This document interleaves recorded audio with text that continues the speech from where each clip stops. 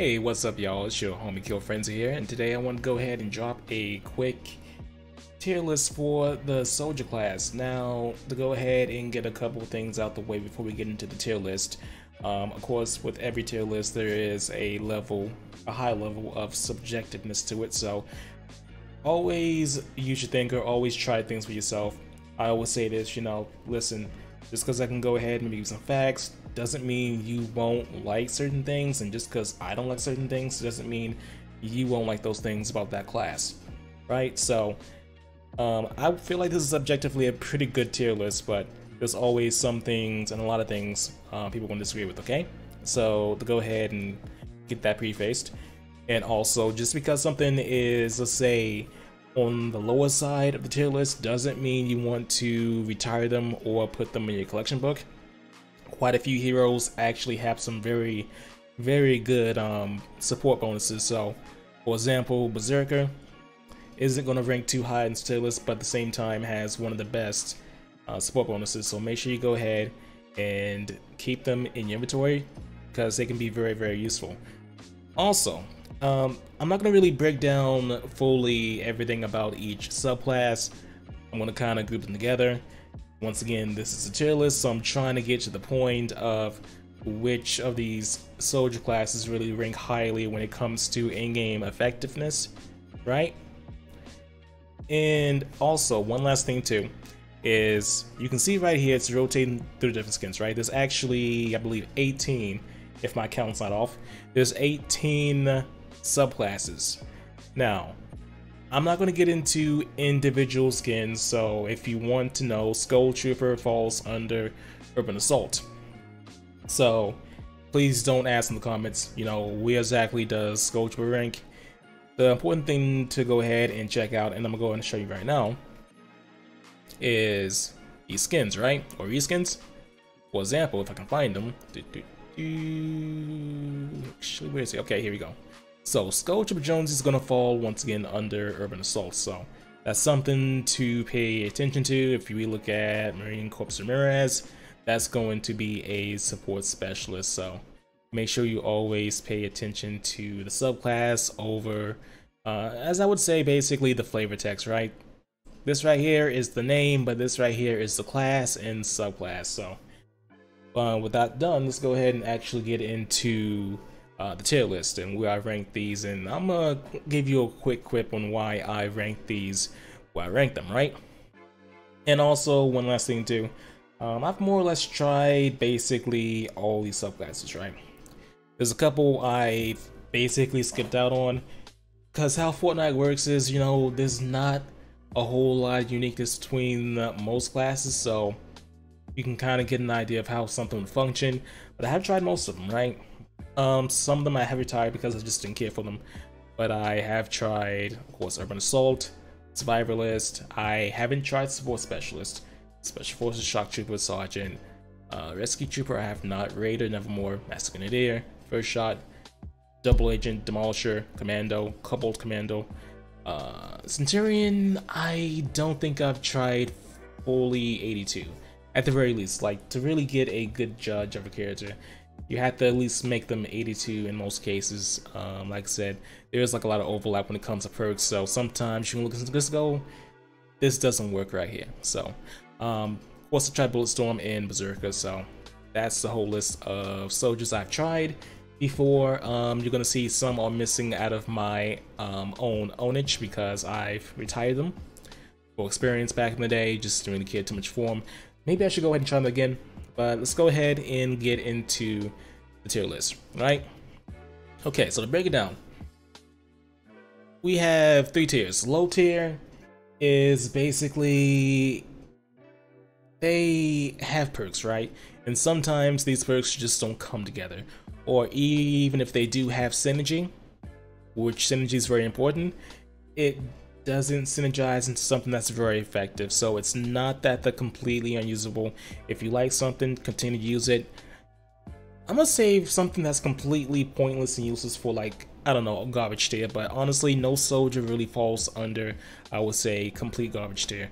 Mid tier is something I'll say is when they come together pretty well, they're balanced, not exactly insanely effective, but they work very well at what they set out to do. So I'm gonna go ahead and say that's mid tier. High tier is when something comes together completely, just well, exceptionally well. So you're gonna figure out which classes those are that just top everything else. What they do is probably a step above of whatever other class you can think of. So to start off low tier, we have, I'm group these four subclasses together, right? We have Demolisher, which you can go ahead and see right here. You have Sports Specialist, which is bottom right, and then you also have Double Agent and Berserker, right? So with these four classes, they have perks, right? They do have these perks, but these perks really don't come together to make anything really effective. And I'm gonna go ahead and bring up Fortnite, right? And we're going to look at, let's say, Sports Specialist, actually. I think I have one. I should. I was just looking at one. Freaking Ramirez, there we go. Okay, so the issue with these four classes is they have perks, but they just don't come together. So when we look at them, right? Debilitating shots is a base stat for, or base perk for any soldier. And then if we move down, of course, she starts with Warcry too. Reduce energy costs to Warcry by 20. Pretty good, especially if you're focused on Warcry. It helps out to have that extra energy from grenades or something like that, right? So that's not bad. Lingering Pain is always nice. If you don't know, soldiers, the bread and butter, something that will make basically any soldier effective is having Lingering Pain and Kneecapper. So if a soldier has Lingering Pain and Kneecapper, they're never truly pointless. Maybe it's not enough to really make the kit good, the perk set good, but it's never completely pointless. So move on to Frag Grenade, and then we have Spoils of War. While Crash active, you have a 25% chance on damage with a ranged weapon to get the ammo fired back. So we'll save an ammo, which isn't bad, especially, you know, it helps the weapon put out more damage by making it last longer. That's not really that bad. And then we look at ammo recovery, same thing. Damage an enemy with the assault weapon has a 16% chance to generate 1 ammo for the equipped weapon. Okay, moving on, increase duration of Warcry by 5 seconds. So you can see there is synergy there, right? It's not that bad. There is a certain amount of synergy. Warcry to go ahead and help regenerate more ammo. And then we go down, there's ammo capacity if all weapons increased by 40%. But once again, this doesn't really come together to be something super effective, right? Sure, you're shooting out more bullets, right? But at the same time, it's not really going to increase your DPS a ton. And besides that too, it just doesn't really help the team take down anything significant. And then the last one is weapon takes 40% less durability damage while affected by Warcry. So once again, not completely useless, just it doesn't come together to actually do anything particularly well. And we can actually go look at Double Agent, and Double Agent is a little bit different in the fact that it does a lot of things, but none of it really well. So increases weapon reload speed by 35% if the magazine is empty, which that is decent, but there's a perk, I believe, which around the same percentage, but it doesn't have the condition of if the magazine's empty, right? So that's the big thing too, is conditional, so you gotta keep an eye out for that one. And you have, once again, a lot of perks that just don't really come together. You can go ahead and check this out yourself, and you'll see what I mean later on when we get to like different subclasses, that they have some really great synergy that happens, right? Now, the next thing I want to go ahead and talk about is going to be Survivalist and also Rescue Trooper, right? So Survivalist and Rescue Trooper, you can go and see Survivalist bottom left once again if you see the skin there, and also just check the subclass too, and it'll let you know what exactly subclass you have. So Survivalist and also Rescue Trooper are two which really, they're a lot better synergy wise when it comes compared to the previous four, right? But the synergy just doesn't bring much to the table. Survivalist is a very, you could say, tanky soldier, but tankiness doesn't really have much of a job here. It does help you survive, which sometimes for surviving is very helpful. You can't do damage if you are dead, so Survivalist in that way, it does do that well. It does survive well. Double the amount of healed by Survivalist, which still isn't exactly a great perk. This right here, assault damage. You know, that's pretty dang good. That's something you definitely want. It's never really a bad perk. And this is what I was talking about too. Increases reload speed by 30%. The last one, right? Conditional was, or the condition was that if you empty your whole magazine, you would have an extra 35% reload speed. This one's simply 30%. When you think about it, an extra 5% on reload speed's not going to be worth having to empty your whole magazine, especially with how Fortnite works, where you know there's waves. So maybe you can go ahead and kill a wave and you want to go ahead and reload before the next wave comes, but at the same time your magazine's not empty. Let's say you have like 18 bullets left in the magazine.